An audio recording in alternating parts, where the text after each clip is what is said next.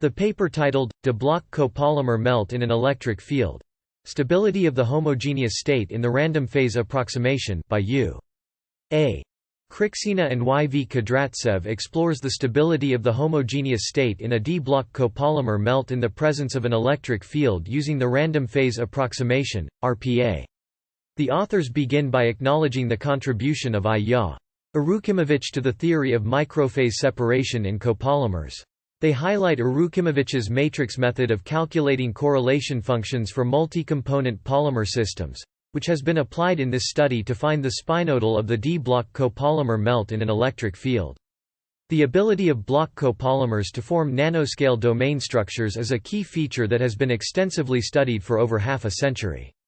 This phenomenon, known as microphase separation, has led to the development of various nanostructured materials with wide applications in fields such as energy conversion and storage, drug delivery systems, and shape memory materials. The authors emphasize the importance of theoretical studies in understanding and utilizing microphase separation in block copolymers. They specifically mention the contributions of Russian polymer scholars, including I.A. Arukimovich, who developed the matrix method for calculating correlation functions. Arukimovich's approach separated the conformational and volume contributions to the free energy and allowed for comprehensive investigations of the phase behavior of block copolymers. The random phase approximation, RPA, based on the mean field theory, is the most developed analytical approach for describing microphase separation in polymer systems. It considers the interactions between monomer units in a dense system to be completely shielded at the polymer coil scale. The RPA approach was first proposed by Liebler and has been widely used to study weak segregation regimes in block copolymers. The authors then discuss Arukimovich's idea of using the solutions obtained in the weak segregation regime as a starting point for iterative numerical solutions in systems with arbitrary incompatibility of polymer components. They also mention Arukimovich's work on the behavior of block copolymers in an electric field, where he proposed an averaging method to reduce the alternating field action to the action of a static field. The paper focuses on deriving the spinodal equation for a D-block copolymer under a static electric field using Arukimovich's original approach. The authors analyze the influence of the electric field on the stability of the homogeneous state and consider the effects of anisotropy and different approximations of the local dielectric permittivity. In conclusion, the authors highlight the generality and universality of the matrix method based on the RPA approach for studying block copolymer systems. They also acknowledge the financial support from the Russian Science Foundation for this research. Unfortunately, the algorithm was not able to find Figure 1 in the given text. It is possible that the figure is not mentioned or described in the text provided. To fully understand the significance of Figure 1 and its description, it is recommended to refer to the original paper where the figure is published. Figure 2 is not present in the given text. I apologize for the inconvenience. Please refer to the original paper for Figure 2 and its description. Figure 3 in this scientific paper shows the spinodal of a D-block copolymer melt under different coefficients of approximation for the local dielectric permittivity of the medium. The figure includes three curves representing different cases: a linear dependence, a quadratic dependence with convexity downward, and a quadratic dependence with convexity upward.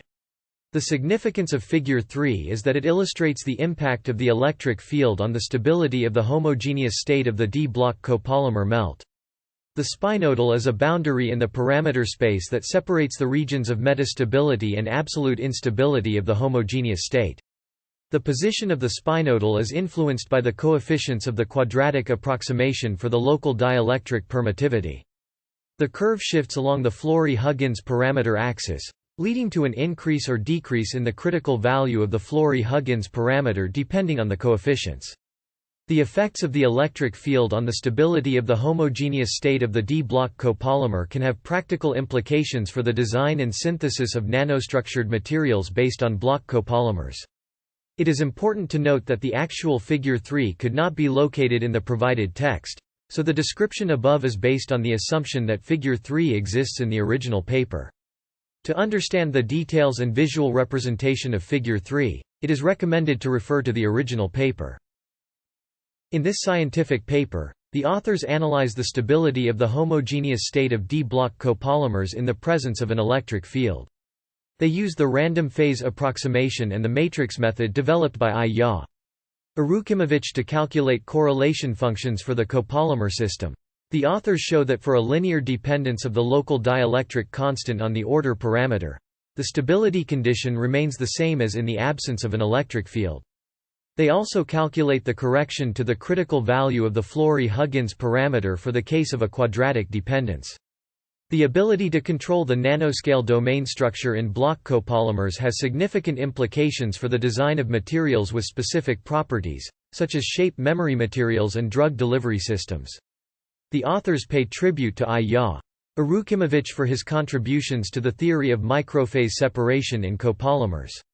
Overall, the analysis presented in this paper provides valuable insights into the behavior of D-block copolymers in an electric field and contributes to the understanding of their stability and phase behavior. If you are an author or copyright holder for the work presented in this video and you have any issue with the existence or contents of this video, please let me know.